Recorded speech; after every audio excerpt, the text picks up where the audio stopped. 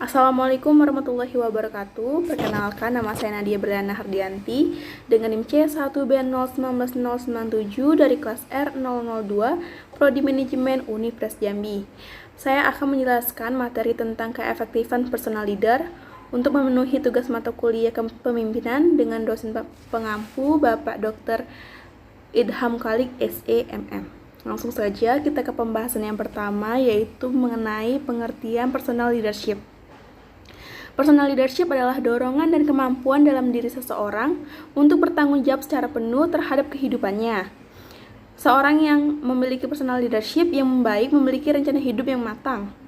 Kepemimpinan personal leader atau personal leadership ialah pemimpin yang selalu mengadakan kontak langsung dengan bawahan. Dia dapat mengetahui setiap masalah yang dihadapi bawahan sehingga dia dapat segera memberikan petunjuk untuk menyelesaikan masalah. Melalui kontak langsung, pemimpin dan bawahan dapat menanamkan pengaruh dan ide-idenya kepada bawahan. Sebab, bawahan merasa diperhatikan, dibimbing, dan diarahkan menuju kemajuan. Selanjutnya, filosofi personal leader. Filosofi kepemimpinan pribadi mengacu pada keyakinan, prinsip, dan sentimen individu yang mereka gunakan untuk memimpin perusahaan atau organisasi. Filosofi kepemimpinan pribadi ditentukan oleh karakter dan keyakinan. Ini membantu tetap di jalur dan memandu bagaimana mengevaluasi informasi yang bereaksi selama berbagai keadaan dan berbagai orang. Selanjutnya, 4 komponen kunci dari filosofi personal leader. Yang pertama yaitu teori. Teori mengacu pada bagaimana mendefinisikan kepemimpinan. Yang kedua, sikap. Sikap mengacu pada perasaan tentang mendekati kepemimpinan. Yang ketiga, prinsip panduan. Mengacu pada keyakinan dan nilai pribadi saat Anda mempertimbangkan saat memimpin orang lain. Yang keempat yaitu perilaku. Mengacu pada cara melakukan diri sendiri untuk akhirnya mencapai hasil yang menguntungkan. Lalu tipe-tipe kepemimpinan menurut G.R. Terry. Yang pertama yaitu kepemimpinan pribadi atau personal leadership. Yaitu seorang manajer yang melaksanakan tindakannya selalu dilakukan dengan cara kontak pribadi dan instruksi yang disampaikan secara oral ataupun langsung pribadi disampaikan oleh manajer yang bersangkutan. Yang kedua, kepemimpinan non-pribadi atau non-personal leadership, yaitu segala peraturan dan kebijakan yang berlaku pada perusahaan melalui bawahannya atau menggunakan media non-pribadi, baik rencana, instruksi, maupun program penyedianya. Yang ketiga, kepemimpinan otoriter atau authoritarian leadership. Manajer yang bertipe otoriter biasanya bekerja dengan sungguh-sungguh, teliti, dan cermat. Manajer bekerja menurut peraturan dan kebijakan yang berlaku dengan ketat. Meskipun agak kaku dan segala instruksinya harus dipatuhi oleh para bawahan tidak berhak mengomentarinya. Selanjutnya yang keempat yaitu kepemimpinan demokratis. Pada kepemimpinan demokratis, manajer beranggapan bahwa ia merupakan bagian integral yang sama seperti elemen perusahaan dan secara bersamaan seluruh elemen tersebut bertanggung jawab terhadap perusahaan. Yang kelima, kepemimpinan paternalistik. Kepemimpinan yang paternalistik dicirikan oleh suatu pengaruh yang bersifat kebapakan dalam hubungan antara manajemen atau manajer dengan perusahaan. Yang keenam, kepemimpinan menurut bakat. Tipe kepemimpinan menurut bakat biasanya muncul dari kelompok informal yang didapatkan dari pelatihan meskipun tidak langsung. Selanjutnya, tipe kepemimpinan menurut Kurt Lewin. Yang pertama yaitu tipe otoratik, yang kedua tipe paternalistik, yang ketiga tipe karismatik, yang keempat tipe laissez-faire, dan yang terakhir tipe demokratik. Selanjutnya, keefektifan personal leader. Personal leader atau kepemimpinan pribadi dapat diwujudkan dengan jalan membuat visi atau tujuan setiap aktivitas yang akan dilakukan. Di sini, personal leader atau kepemimpinan pribadi dapat juga digambarkan sebagai berikut. Yang pertama yaitu tipe orang yang proaktif. Yang kedua, kepemimpinan pribadi dapat diwujudkan melalui sikap disiplin yang muncul sebagai konsekuensi untuk meraih visi tersebut. Yang ketiga, selalu bergairah atau bersemangat dalam menjalankan tugas.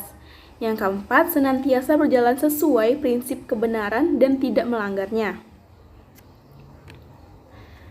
Selanjutnya, personal leader.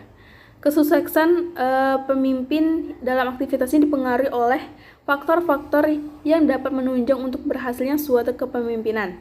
Oleh sebab itu, suatu tujuan akan tercapai apabila terjadi harmonisasi dalam hubungan atau interaksi yang baik antara atasan dan bawahan. Di samping dipengaruhi oleh latar belakang yang dimiliki pemimpin, seperti motivasi diri untuk berprestasi, kedewasaan dan keleluasaan dalam hubungan sosial dengan sikap-sikap hubungan manusiawi, sementara kepemimpinan pribadi berkembang dari dalam keluar. Baiklah, selanjutnya contoh keefektifan personal leader.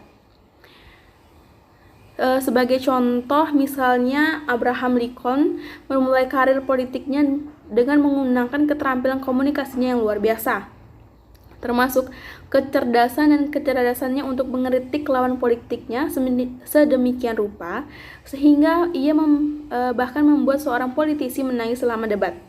Meskipun efektif, Lincoln menjadi tidak nyaman dengan nada kampanyenya. Sering waktu, ia belajar menggunakan keterampilan kepemimpinan pribadi termasuk disiplin diri untuk menyalurkan penguasaan bahasanya demi kebaikan rakyat Amerika. Ini memungkinkan dia menjadi pemimpin yang efektif atau untuk sedikitnya dan salah satu komunikator terbaik yang pernah dilihat Amerika. Selanjutnya, kualitas personal leadership yang harus dimiliki. Yang pertama, visi. Yang kedua, disiplin diri. Yang ketiga, spiritualitas. Yang keempat, integritas. Yang kelima, kejujuran. Yang keenam, komunikasi terbuka. Yang ketujuh yaitu kebaikan. Keefektifan personal leader. Keefektifan personal leader yaitu pemimpin yang selalu mengadakan kontak langsung dengan bawahan. Jadi, dengan adanya kontak langsung dengan bawahan, pemimpin dapat mengetahui setiap masalah yang dihadapi bawahan sehingga dia dapat segera memberikan petunjuk untuk menyelesaikan masalah, dan dengan melalui kontak langsung, pemimpin dan bawahan dapat menanamkan pengaruh dan ide-ide kepada bawahan. Sebab bawahan merasa diperhatikan, dibimbing, dan diarahkan menuju kemajuan. Selanjutnya, kepemimpinan personal leader. Keefektifan personal leader juga dipengaruhi terhadap prestasi kerja bawahan. Bagi karyawan, dengan adanya kepemimpinan yang baik dalam perusahaan dapat membuat mereka terdorong dan termotivasi untuk mencapai tujuan perusahaan. Dalam hal ini, pemimpin berperan aktif dalam meningkatkan motivasi diri karyawan untuk meningkatkan kinerja sehingga yang menjadi dalam tujuan perusahaan dapat tercapai secara efektif dan efisien. Baiklah, dari penjelasan di atas dapat saya simpulkan bahwa kepemimpinan pribadi melibatkan diri sendiri, manajemen diri, kesadaran terhadap orang lain, dan manajemen terhadap orang lain. Personal leadership atau kepemimpinan pribadi mengajak kita untuk mau berubah dan membuang jauh-jauh gagasan untuk menuju datangnya kepemimpinan orang lain. Keefektifan personal leader juga berpengaruh terhadap prestasi kerja bawahan, dan bagi karyawan yang dengan adanya kepemimpinan yang baik dapat perusahaan akan membuat mereka terdorong dan termotivasi untuk menyampaikan tujuan perusahaan. Baiklah, sekian yang dapat saya sampaikan. Saya harap materi yang dapat saya sampaikan berguna untuk teman-teman semua. Mohon maaf apabila ada kesalahan kata. Saya akhiri. Wassalamualaikum warahmatullahi wabarakatuh. Terima kasih.